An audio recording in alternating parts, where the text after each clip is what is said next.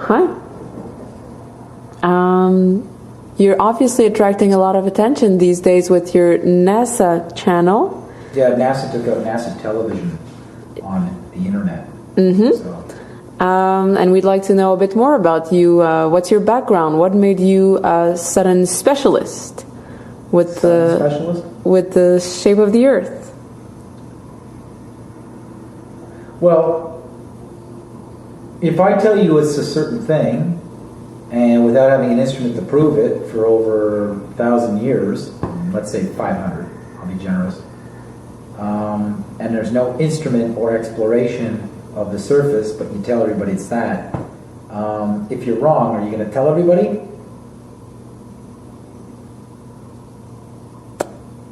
Good question. There's a lot riding here. Everybody who's got a degree in physics, the credibility of every university institution over the past 500 years, the concept of Darwinism, evolution, where we're from. If they lie about the shape, everything falls apart. Even the notion of scarcity, especially if there's more real estate, more land, more resources, more oil. And what about you? Where do you come from? Your imagination. Meaning, what's your background, your studies, what? Self-taught, high realist painter. Started painting at the age of 3. So before my brain was gotten a hold of by curriculums in schools, I was already well on my way in understanding perspective on the horizon line. Like how to draw perspective, three-dimensional reality form. My goal at a very young age was to be able to reproduce paintings that looked like reality, like a camera took it. It's just this weird fetish I've always had since I was very young. When you would look at an image, I would have the photo right next to the image, and I'd really get off on confusing people whether they could decide. And I'd say, which one's the photo? And I would get off. It's been this freaky fetish I've always had to watch people's eyes sort of scramble. And they would come up closer, and I'd be, no, 6 feet. You have to decide from 6 feet. In this case, when it comes to a picture of the Earth from space, not only will no one ever go up in a rocket to check out if it does look like that, but it's more than a distance of 6 feet. So you were hired by NASA not because of your knowledge in astronomy, just because of your talent at painting? They enjoyed the way I painted things made things look real, like my understanding of light. How I could take something that doesn't exist in reality. After a certain point, I surpassed needing photos, and I could basically construct things that don't exist, understanding how light would hit form. And they recruited me after a vernissage, after I graduated from political science intelligence at a Jesuit school in Canada, known as St. Francis Xavier. They recruited me at a university exhibition. And what was your job like? Well, in the beginning it was like, we'd like to see some samples of textures and stuff like that, and they started really pushing me into using, different types of spill effects and stuff like that. They already had an idea, like they seem to already have this system of textures or ways to make textures. So they asked me to, I guess I was just filling in on somebody else's work, like a predecessor who went into retirement. And once in a while I would get calls from a gentleman who was the head of the graphics department, and he'd ask me to change the color on things or the lighting. And then what they would do is they would send me like a drawing or an architectural drawing of like an instrument that might be scouting the surface of a celestial body, be it a moon or a planet.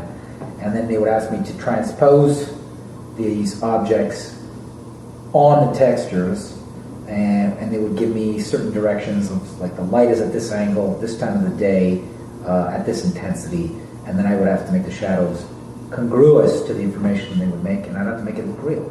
And can you explain to us what happened between your steady job that you just described and... It wasn't steady. It was on and off, and it was freelance. Okay. And what happened between that period and now? What is the turning point that made you totally dissociate yourself from what you were working for? Was about a year after I met some of the people I was working with over the phone and on computer at a function, and I think it was kind of like somewhat of an initiation to this division of NASA. And there was one gentleman there that didn't work for NASA, but he was like a consultant for the U.S. Defense Department, GPS, and NASA. And he was a physicist and a painter. Very interesting combination. He was a well-known astrophysicist and a photorealist painter. Most people in the mainstream know him as a well, not even the mainstream, but in the physics circles, know of him as a scientist, but they didn't know he had this knack of photorealistic painting. And it's something they kind of kept under wraps. With me, however, I was, a very good photorealist painter. I would say I was better than him, and I was better at recreating textures that don't exist. And there was a party at somebody's cottage in the Hamptons, and the power went out, and it was about 1 o'clock in the evening, and there was one gentleman who was friends with this guy. He was this consultant for the U.S. Defense Department. Now, this guy was basically a friend of one of my superiors and a colleague. And basically, they started to, I think the conversation started turning around like something was about GPS coordinates weren't working or something concerning Antarctica. And so then he made a crack. This gentleman was working for them both as a consultant. So it was like, I was like, well, so you should go out there and, just and check this thing out, see if it's still functional. And then somebody made a quip to the effect that, well, if he goes out that far, he ain't coming back.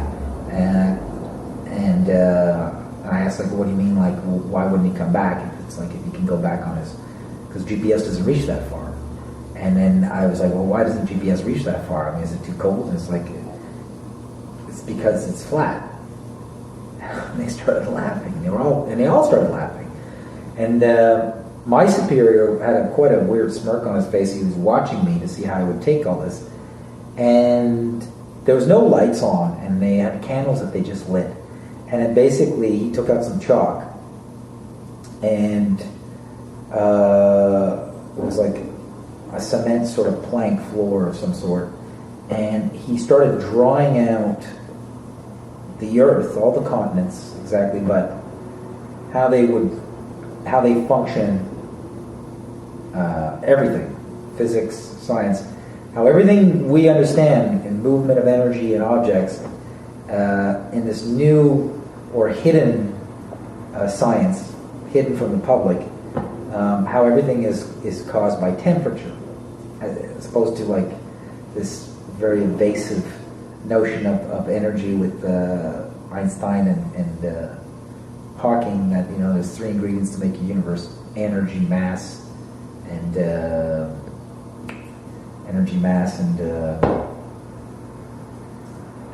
space. It was temperature. Temperature was why there's mass and energy. And you believed him right away? It made a lot of sense. But he basically started to avert everything. And they were kind of laughing, but they were very, very, they were listening to him. He seemed to be like kind of like this guy who was just this weird, I thought he was some sort of nut that these guys, like he's basically just like taking apart everything that they know or that they say every day in the office. He was basically explaining the flat earth and how it works.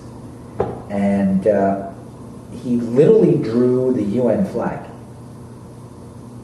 And I thought this is a joke on me. This is some sort of initiation to see if I'm stupid or to see if I'm going to buy this. I thought they were fucking playing with me to see if they could convince me it was flat.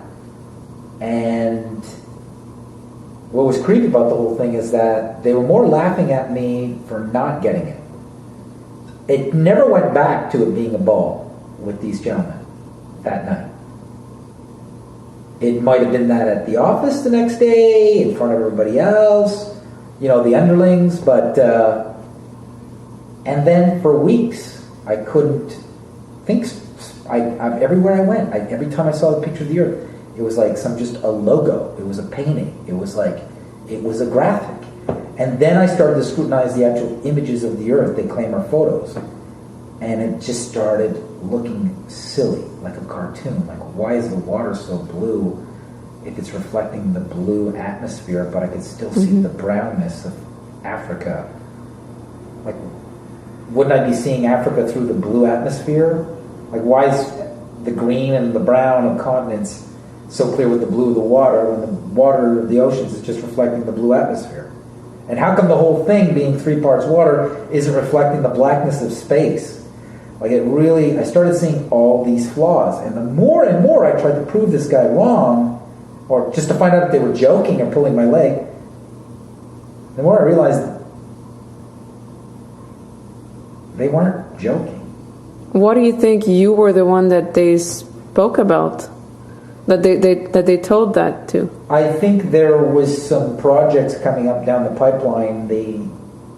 Mars, a few things that they wanted to know. I think the whole thing was to see how I would play ball. Like, let him in on it. He'll ask more questions, and we'll study his reaction. And if he has the proper reaction to maybe be part of the deception, we'll let him in on the next project, the next contracts that we want him to falsify, the next images we need him to counterfeit. How many people were told the same information in the These company? guys were all privy to it, but these guys were all high-placed people at NASA and the U.S. Defense Department. Any other colleagues of your level that were aware also? No. Everybody at my level was doing graphics, doing prototypes, and they would never believe. And what am I going to do? I'm going to tell them? Well, then they're going to tell them. So I was really alone in this situation.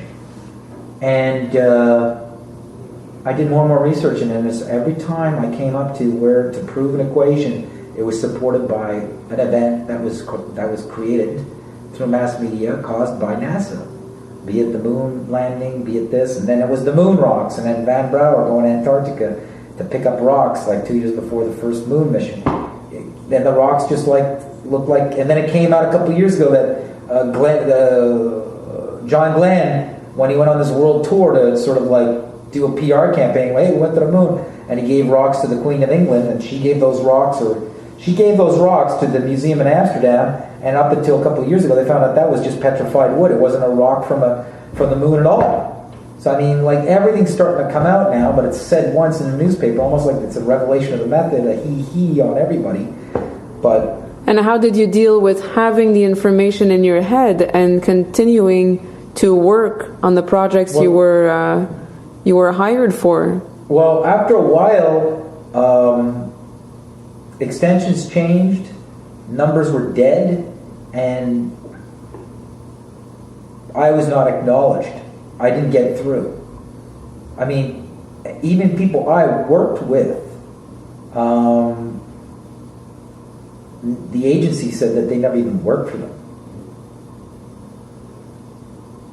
So the whole thing looks like it's just so I look crazy.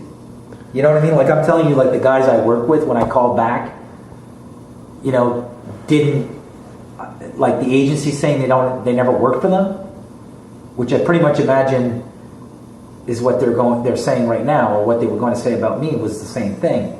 I mean, go ahead, call them up, ask if Math Boylan, the comedian, ever drew paintings for NASA.